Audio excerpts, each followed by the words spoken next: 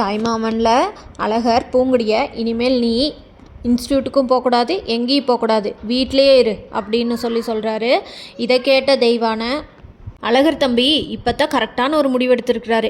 இவளை வெளியே அனுப்புனா இவ இன்னும் 4 எழுத்து படித்தான்னா நம்ம குடும்பத்தை எப்படி அசிங்கப்படுத்தலான்னு தான் யோசிச்சு அதுக்கான வழிமுறைகளை தான் தேடுவா.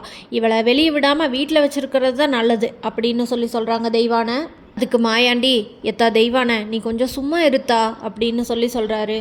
தெய்வான சொல்கிறத கேட்டுட்டு மீனாட்சி, ஆமாம் மதினி சொல்கிற மாதிரி இவளை எங்கேயும் வெளியே அனுப்பாமல் இருக்கிறது தான் நம்மளுக்கு நல்லது. இவளை நம்பி நீங்கள் அன்றைக்கி இன்ஸ்டியூட்டுக்கு அனுப்புனீங்க. என்ன பண்ணா நம்ம குடும்பத்தை அவமானப்படுத்துறதுக்கான அனைத்து வழிமுறைகளையும் பண்ணால. வீட்டிலே இருக்கட்டும் மதினி சொல்கிற மாதிரி அப்படின்னு சொல்கிறாங்க மீனாட்சி. தெய்வான அழகர் தம்பிகிட்ட, தம்பி அந்த கருங்கல் பாண்டி தான் தூக்கிட்டு போனான்னு நீ எப்படி சாமி கண்டுபிடிச்ச அப்படின்னு கேட்குறாங்க. அதுக்கு அழகர், இந்த சொடலை இருக்கான்ல அவனுக்கு ஒரு பாட்டிலை வாங்கி கொடுத்து தான் அவங்ககிட்ட விஷயத்த கேட்டேன். அவன் அத்தனையும் கக்கிட்டான். அதுக்கப்புறம் தான் நான் அங்கே போனேன். அங்கே போனதுக்கப்புறம் பிள்ளையோட தோழிகள் இருக்காங்கல்ல அவங்க சொன்னாங்க கருங்கல் பாண்டி கூட்டிகிட்டு போயிட்டான்னு. அதனால நான் போய் கண்டுபிடிச்சி கூட்டியாந்த அத்தை அப்படின்னு சொல்கிறாரு அழகர்.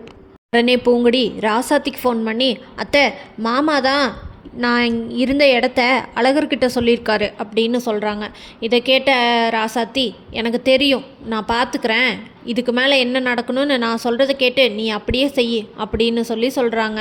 அஞ்சமலைக்கிட்ட ராசாத்தி, இவர் தான் அழகர்கிட்ட பூங்குடி இருந்த இடத்த சொன்னாருன்னு சொல்லுவாங்களா சொல்ல மாட்டாங்களான்னு தெரிஞ்சுக்க நம்ம சேனலை மறக்காமல் லைக், ஷேர் அண்ட் சப்ஸ்கிரைப் பண்ணிக்கோங்க.